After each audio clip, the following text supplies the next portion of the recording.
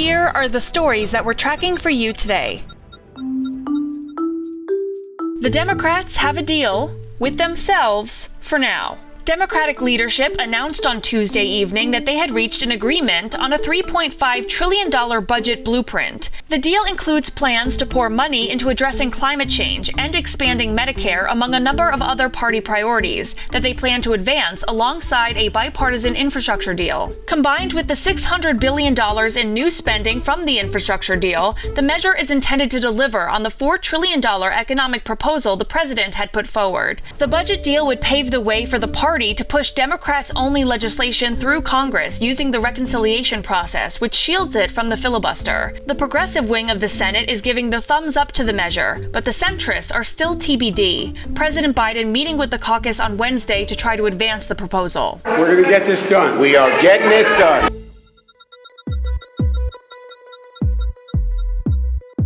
Russia's ransomware kings have disappeared. Just like that?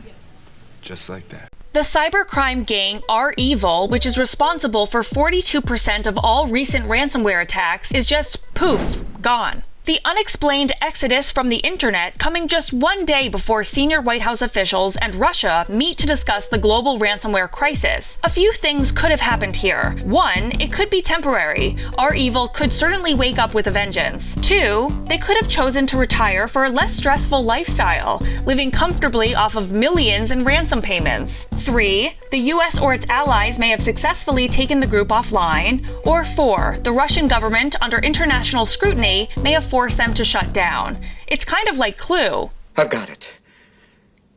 Colonel Mustard in the library with a wrench.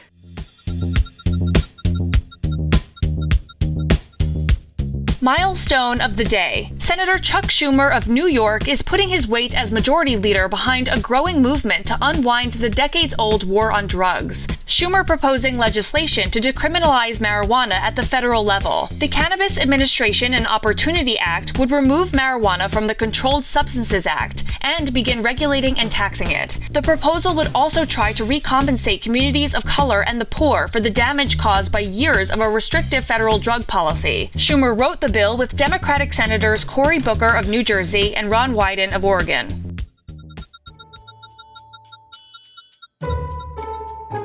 Norwegian Cruise Lines versus Florida Governor Ron DeSantis? Norwegian Cruise Lines is suing Florida after the state banned vaccine passports, saying it cannot safely resume sailings without ensuring its passengers and crew are vaccinated against COVID-19. Florida's law threatens to fine companies $5,000 each time they ask a customer to provide proof that they've been vaccinated. Governor DeSantis' office called the lawsuit, quote, disappointing, and said the cruise line is practicing discrimination.